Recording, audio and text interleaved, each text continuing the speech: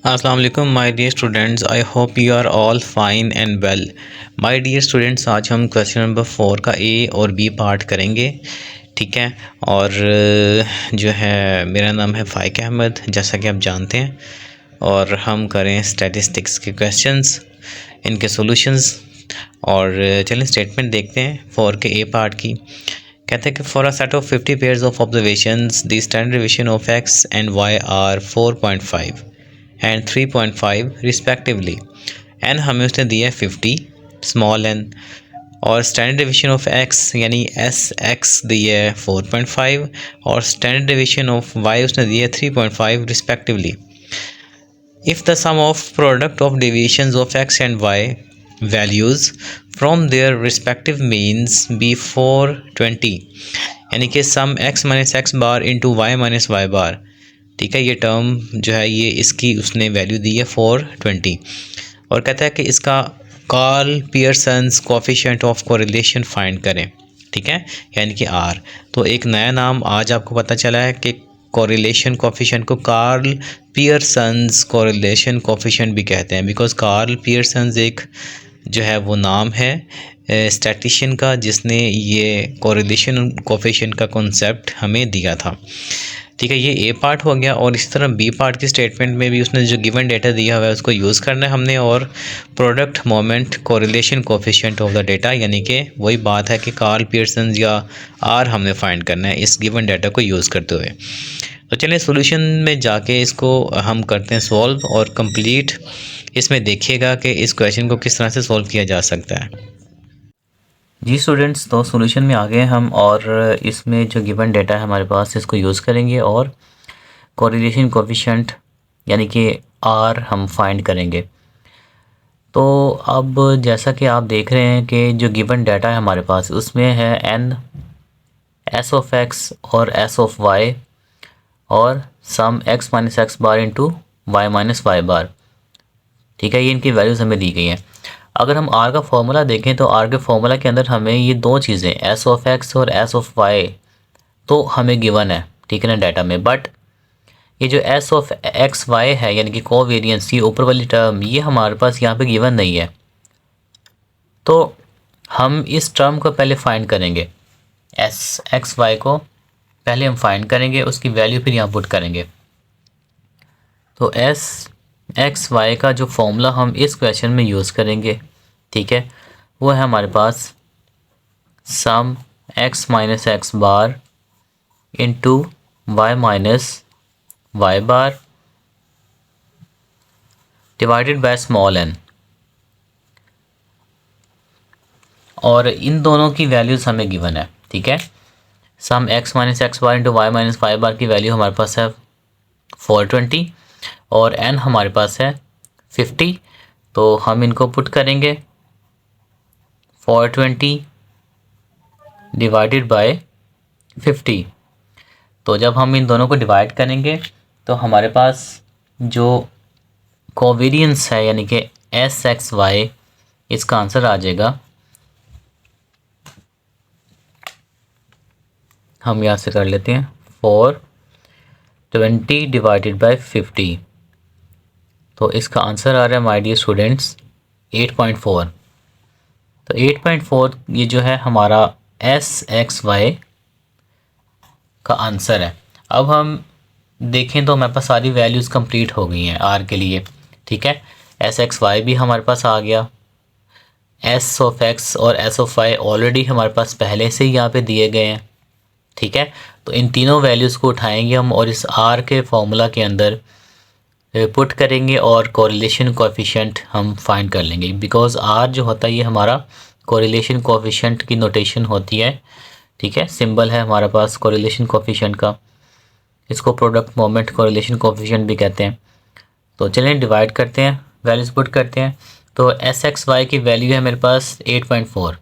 8.4 को मैं यहाँ पुट कर रहा हूँ ऊपर। ठीक है, 8.4 डिवाइडेड बाय, नीचे देखें तो S X into S Y, ये दोनों वैल्यूज़ हमारे पास ऊपर डाटा में गिवन है। जो एस ऑफ एक्स है वो है 4.5, तो यहाँ पे लिखते हैं जनाब 4.5, और ये चूँकि मल्टीप्लाई हो रहा है एस ऑफ वाई के साथ, और ये वैल्यू है हमारे पास 3.5।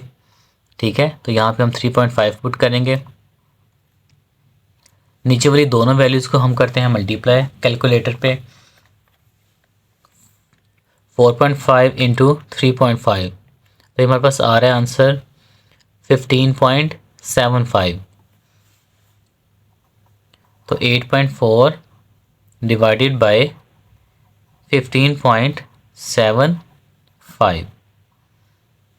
चलिए इसको डिवाइड करते हैं। 8.4 को डिवाइड कर देते हैं, तो ये हमारे पास आर का जो माय डियर स्टूडेंट्स आंसर आ रहा है 0.53। ठीक है, तो आर हमारे पास आ गया, यहाँ पे लिख रहा हूँ पीछे। ठीक है, 0.53, ये हमारे पास आर का आंसर है माय डियर स्टूडेंट्स, जो हमने फाइंड कर लिया। ठीक है, जब इनको डिवाइड करेंगे तो ये आंसर आ जाएगा।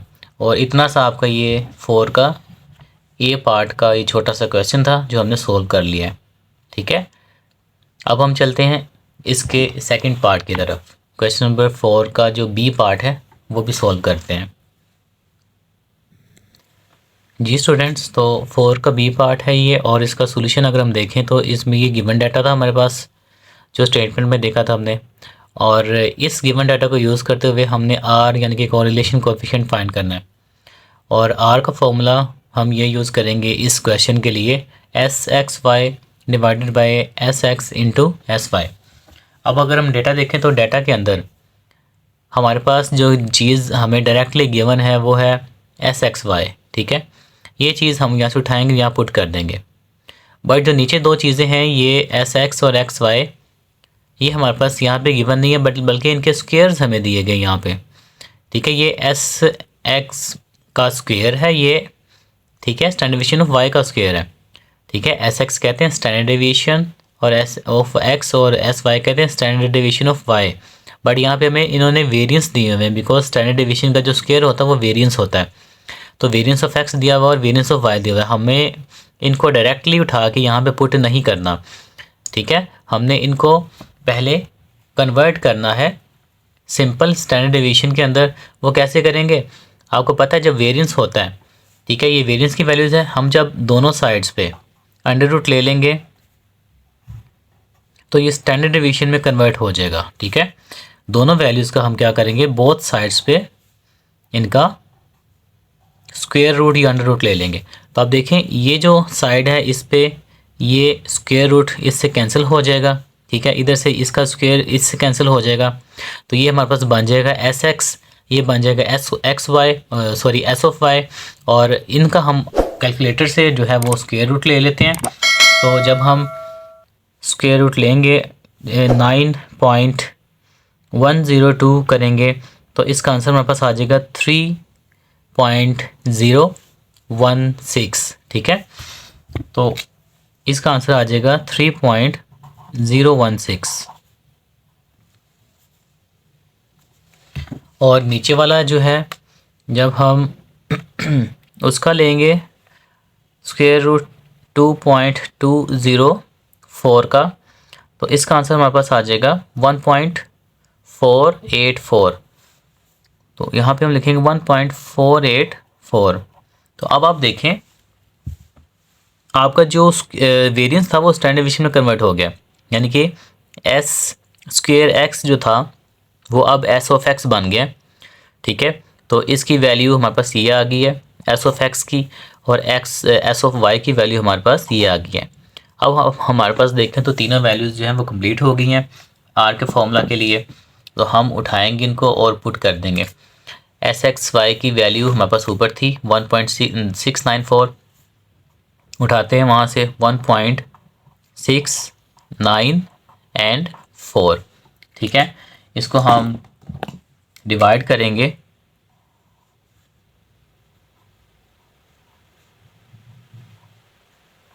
इस वैल्यू को हम डिवाइड कर देंगे। ठीक है, एस एक्स और एक्स एक्स वाई की वैल्यू के साथ, और वो हमने नीचे फाइंड की थी, ये देखें।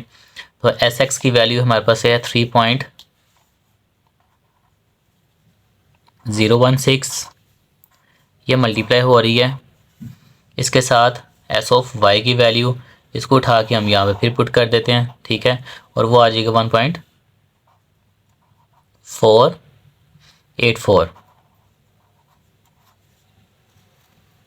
ठीक है, तो नीचे वाली दोनों वैल्यूज़ को कर देते हैं मल्टीप्लाई पहले, और फिर ऊपर वाली को बाद में डिवाइड करते हैं। तो 3.016 इंटू दिस एंड नीचे आंसर आ रहा है हमारे पास 4.4775। मैं नीचे कर रहा हूँ, ठीक है।